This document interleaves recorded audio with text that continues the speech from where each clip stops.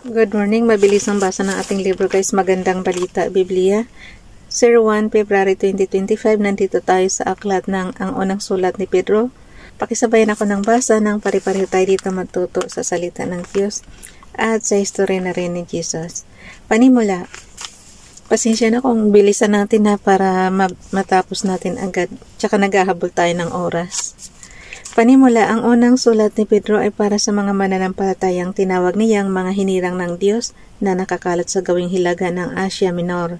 Ang pangunahing layunin ng sulat na ito ay palakasin ang loob ng mga sinulatan niya sapagkat dumaranas ang mga ito na matinding pag-uusig at pagtitiis dahil sa kanilang pananampalataya.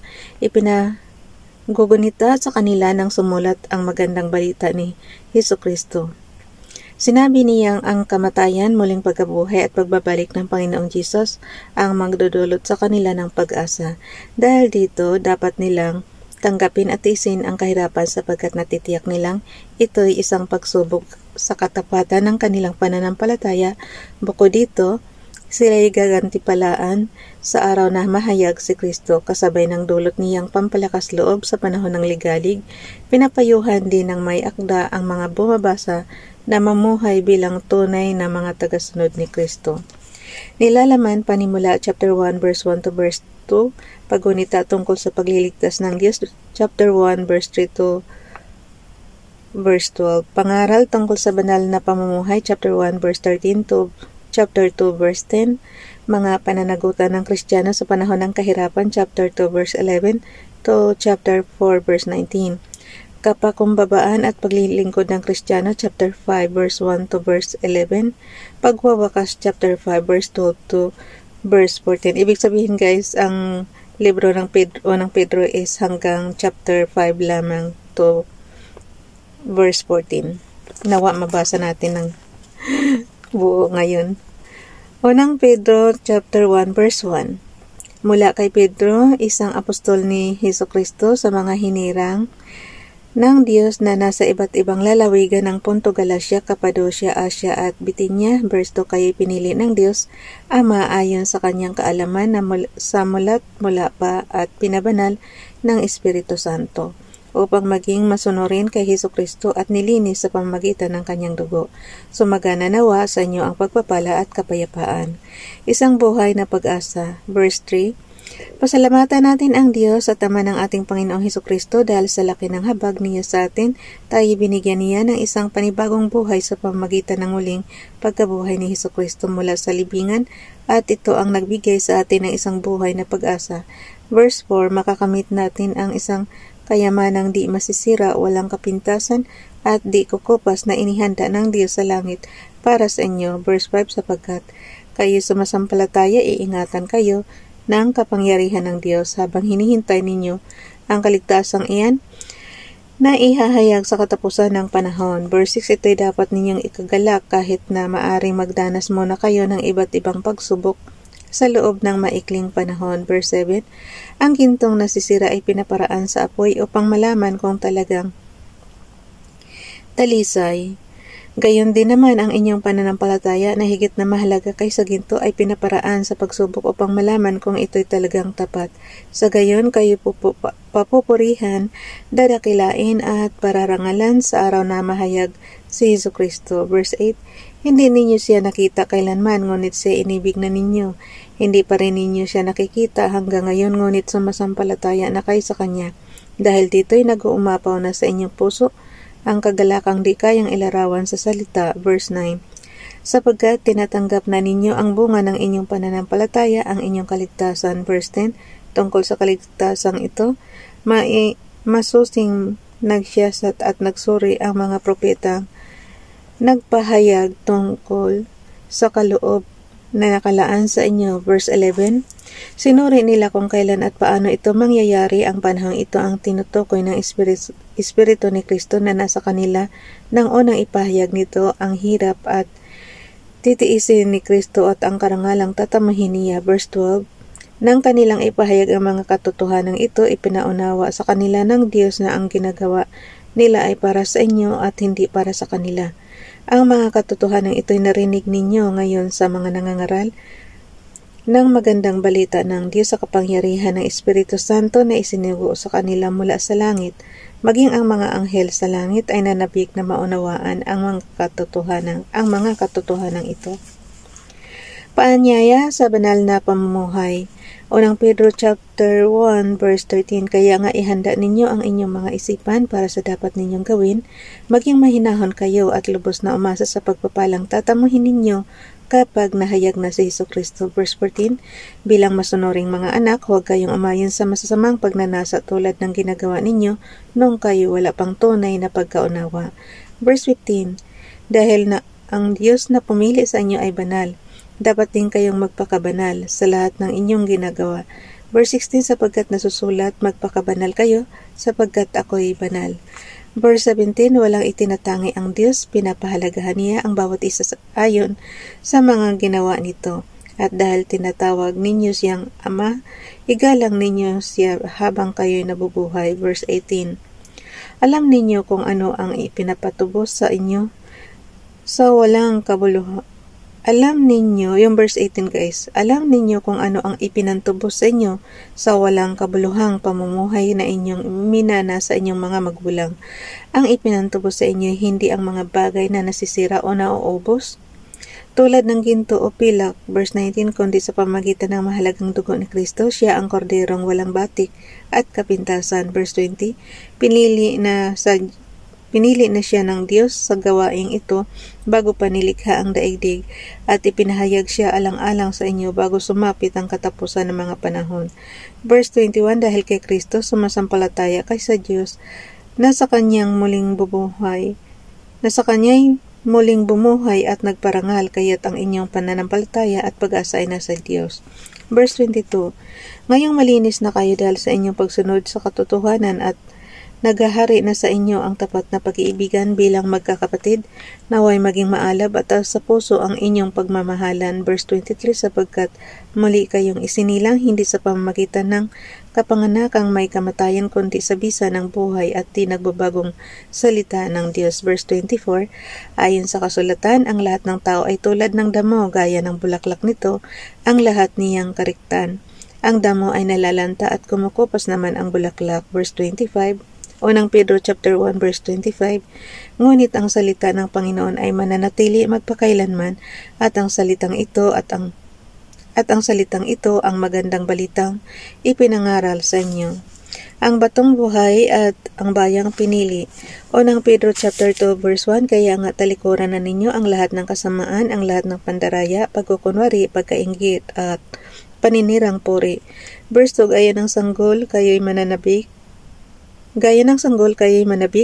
sa dalisay na gatas na espiritual upang lumago kayo sa pananampalataya hanggang makamtan ninyo ang ganap na kaligtasan. Verse 3, sapagkat sinasabi sa kasulatan, naranasan na ninyo ang kabutihan ng Panginoon. Verse 4, lumapit kayo sa Kanya, siya ang batong buhay na itinakwil ng mga tao, ngunit pinili ng Diyos na mahalaga sa Kanyang paningin. Verse 5, tulad ng mga batong buhay, maging bahagi kayo ng isang templong espiritual bilang mga paring itinalaga para sa Diyos. Mag-alay kayo sa Diyos ng mga handog na espiritual na kalugod-lugod sa Kanya alang-alang kay Jesucristo. Verse 6, sapagkat sinasabi ng kasulatan, tingnan ninyo, inilalagay ko sa Zion ang isang batong panulukan, pinili at mahalaga, hindi mapapahiya ang sinumang sumasampalataya sa Kanya. Verse 7, kaya nga mahalaga siya sa inyong mga sumasampalataya sa Kanya, ngunit sa mga walang pananampalataya, matutupad ang nasa kasulatan. Ang batong itinikwil ng mga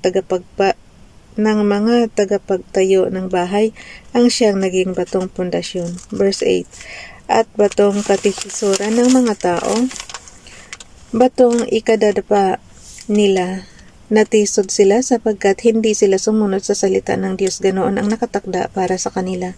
Unang Pedro chapter 2 verse 9, ngunit kayo ay isang lahing pinili grupo ng maharlikang pari, isang bansang nakalaan sa Diyos, bayang pag-aari ng Diyos upang magpahayag ng mga kahangahangang ginawa niya. Siya ang tumawag sa inyo mula sa kadiliman patungo sa kanyang kahangahangang kaliwanagan. Verse 10, kayo hindi bayan ng Diyos noon, ngunit ngayon kayo bayang hinirang niya. Noon pinagkaitan kayo ng habag, ngunit ngayon tinatanggap na ninyo ang kanyang habag. Maging mga alipin ng Diyos. Unang Pedro chapter 2 verse 11, mga minamahal, nakikiusap ako sa inyo bilang mga dayuhan at pansamantalang naninirahan lamang sa daigdig na ito, talikuran na ninyo ang masasamang hilig ng katawan na naghihimagsik laban sa inyong kaluluwa. Verse 12, mamuhay kayo ng maayos sa gitna ng mga hintil upang kahit na pinaparatangan nila kayo ng masama, kapag nakita nila ang inyong mabubuting gawa ay magpupuri sila sa Diyos sa araw ng kanyang paghuhukom. Unang Pedro chapter 2 verse 13, alang-alang sa Panginoon, pasakop kayo sa lahat ng may kapangyarihan sa bayan, sa emperador na siyang pinakamataas na kapangyarihan, verse 14, at sa mga gobernador na isinugo niya upang magparusa sa mga gumagawa ng masama at magparangal sa mga gumagawa ng mabuti. Verse 15, nais ng Diyos na sa pamamagitan ng inyong wastong pamumuhay ay mapatigil ninyo ang mga hangal sa kanilang kamangmangan. Verse 16, mamuhay kayong tulad ng mga taong malaya, huwag ninyong gawing panakip sa paggawa ng masama ang kalayaang ito, subalit mamuhay kayo bilang mga alipin ng Diyos. Verse 17, igalang ninyo ang lahat ng tao at mahalin ang mga kapatid kay Kristo. Mamuhay kayo ng may takot sa Diyos at may paggalang sa emperador. Tularan ang pagtitiis ni Kristo. Unang Pedro chapter 2 verse 18, mga alipin, magpasakop kayo sa mga nagmamay-ari sa inyo at igalang ninyo sila, hindi lamang ang mababait kundi pati ang malulupit. Verse 19, sapagkat kapuri-puri ang nagtitiis ng parusa kahit walang kasalanan bilang pagsang-ayon sa kalooban ng Diyos. Verse 20, may pagmamalaki ba ang magtiis ng parusa kung ito ay dahil sa paggawa ng masama? Hindi. Ngunit kung magtiis kayo ng hirap sa kabila ng paggawa ninyo ng mabuti, pagpapalain kayo ng Diyos. Verse 21, ang pagtitiis ng hirap ay bahagi ng pagkatawag sa inyo ng Diyos, sapagkat nang si Kristo ay magtiis para sa inyo, binigyan niya kayo ng isang halimbawang dapat tularan. Verse 22, hindi siya gumawa ng anumang kasalanan o nagsinungaling kailanman. Verse 23, nang siya ay insultuhin, hindi siya gumanti. Nang siya ay pahirapan, hindi siya nagbanta. Sa halip ipinaubaya niya ang lahat sa Diyos na makatarungan kung humatol. Verse 24, sa kanyang pagkamatay sa krus, pinasa niya ang bigat ng ating mga kasalanan upang tayo mamatay na sa kasalanan at mamuhay ayon sa kalooban ng Diyos. Kayo'y pinagaling na sa pamamagitan ng kanyang mga sugat. Verse 25, sapagkat kayo ay tulad ng mga tupang na naliligaw, ngunit ngayon kayo'y nanumbalik na upang sumunod sa pastol at tagapangalaga ng inyong mga kaluluwa. Katuruan para sa mga mag-asawa. Unang Pedro chapter 3 verse 1, kayo namang mga babae, pasakop kayo sa inyong asawa, at kung mayroon sa kanila na hindi pa naniniwala sa salita ng Diyos, mahihikayat din silang sumampalataya dahil sa inyong magandang asal, kahit hindi na kayo magpaliwanag pa sa kanila. Verse 2, sapat nang makita nila ang inyong makadiyos at malinis na pamumuhay. Verse 3, ang inyong ganda ay huwag maging panlabas tulad ng pag-aayos ng buhok at pagsusuot ng mga gintong alahas at mamahaling damit. Verse 4, sa halip pagyamanin ninyo ang kagandahang nakatago sa puso, ang kagandahang walang kopas na likha ng maamo at mapayapang diwa na lubhang mahalaga sa mata ng Diyos. Verse 5, iyan ang kagandahang ipinakita ng mga banal na babaeng umasa sa Diyos noong unang panahon. Sila ay nagpasakop sa kanilang mga asawa. Verse 6, tulad ni Sarah, sinunod niya at tinawag na Panginoon ang asawa niyang si Abraham. Kayo rin ay mapapabilang sa kanyang mga anak kung matuwid ang inyong mga gawa at kung wala kayong anumang kinatatakutan. Verse 7, kayo namang mga lalaki, unawain ninyo at pakitunguhang mabuti ang inyong asawa sapagkat sila ay mas mahina at tulad ninyo ay may karapatan din sila sa buhay na walang hanggan na kaloob ng Diyos. Gawin ninyo ito nang sa gayon ay walang magiging sagabal sa inyong mga panalangin, paghihirap dahil sa paggawa ng matuwid. Unang Pedro chapter 3 verse 8, sa aking pagtatapos magkaisa kayo at magdamayan, magmahalan bilang magkapatid, bilang magkakapatid at maging maunawain at mapagpakumbaba. Verse 9, huwag ninyong gantihan ng masama ang gumagawa sa inyo ng masama. Huwag ninyong sumpain ang sumusumpa sa inyo. Sa halip, pagpalain ninyo sila dahil pinili kayo upang tumanggap ng pagpapala ng Diyos. Verse 10, ayon sa nasusulat, ang mga nagnanais ng payapa at saganang pamumuhay, dila nila ipigilan sa paghabi ng kasamaan ang anumang panlilinlang at madayang pananalita sa kanyang mga labi ay di dapat lumabas. Verse 11, ang masamay iwasan na at ang gawin ay ang tama at ang laging pagsikapan ay buhay na mapayapa. Verse 12, ang mga mata ng Panginoon sa matuwid na katuon, sa kanilang pagdaing siya nakikinig, ngunit sa mga masasama siya ay tumatalikod. Verse 13, at sino naman ang gagawa sa inyo ng masama kung wala kayong hinahangad kundi pawang kabutihan? Verse 14, at sakali mang usigin kayo dahil sa paggawa ng mabuti, mapalad pa rin kayo. Huwag ninyong katakutan ang kanilang kinatatakutan at huwag kayong padadala sa kanila. Verse 15, igalang ninyo sa Kristo mula sa inyong puso at sambahin ninyo siya bilang Panginoon. Lagi kayong maging handang magpaliwanag sa sinumang magtatanong sa inyo tungkol sa pag-asa na nasa inyo. Verse 16, ngunit maging mahinahon at magalang kayo sa inyong pagpapaliwanag bilang mga lingkod ni Kristo. Panatilihin ninyong malinis ang inyong budhi upang mapahiya ang mga nanlalait at humahamak sa inyong magandang pag-uugali. Verse 17, higit na mainam ang kayo'y magdusa dahil sa paggawa ng mabuti, sakali mga ito'y ipahintulot ng Diyos kaysa magdusa kayo dahil sa paggawa ng masama. Verse 18, sapagkat si Kristo na walang kasalanan ay namatay ng minsan para sa inyo na mga makasalanan upang iharap kayo sa Diyos. Siya namatay ayon sa laman at muling binuhay ayon sa Espiritu. Verse 19, sa kalagayang ito, nagpunta siya at nangaral sa mga espiritong nakabilanggo. Verse 20, sila ang mga espiritong ayos sumunod ng sila'y matyagang hinihintay ng Diyos noong panahon ni Noe. Samantalang ginagawa nito ang malaking barko, iilang tao, 8 lamang ang nakaligtas sa baha. Verse 21, ang tubig ay larawan ng bautismong nagliligtas sa inyo ngayon. Ang bautismo ay hindi paglilinis ng dumi ng katawan kundi isang pangako sa Diyos, buhat sa isang malinis na budhi. Inililigtas kayo ng bautismo sa pamamagitan ng muling pagkabuhay ni Hesukristo, verse 22, na umakyat sa langit at ngayon nasa kanan ng Diyos. Naghahari siya roon sa mga anghel at sa mga kapangyarihan sa langit. Ang panibagong buhay o ng Pedro chapter 4 verse 1, dahil si Kristo'y nagtiis ng hirap sa buhay na ito, kayo man ay dapat maging handang magtiis sapagkat ang nagtitiis ng hirap sa buhay na ito ay tumalikod na sa kasalanan. Verse 2, kaya nga mula ngayon ay mamuhay na tayong sumusunod sa kalooban ng Diyos at hindi na sa nasa ng laman. Verse 3, sapat na ang panahong inaksaya ninyo sa paggawa ng mga bagay na kinahumalingan ng mga hintil, kahalayan, masasamang nasa ng laman, paglalasing, walang tigil sa pagsasaya, pagiinuman at kasuklam-suklam na pagsamba sa mga Diyos-Diyusan.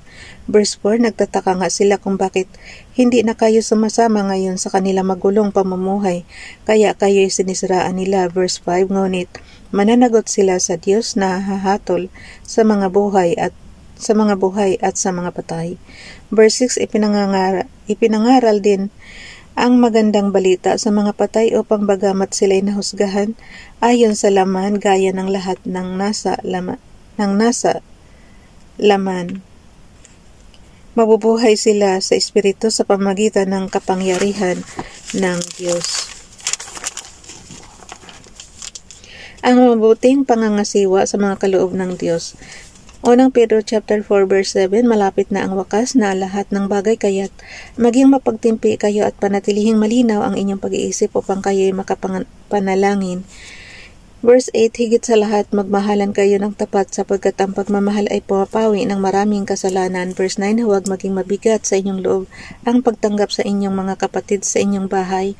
Verse 10, bilang mabubuting katiwala ng iba't ibang kaloob ng Diyos, gamitin ninyo ang kakayahang tinanggap ninyo sa kapakinabang ng lahat. Verse 11, ikaw ba'y tagapangaral? Ipangaral mo ang salita ng Diyos.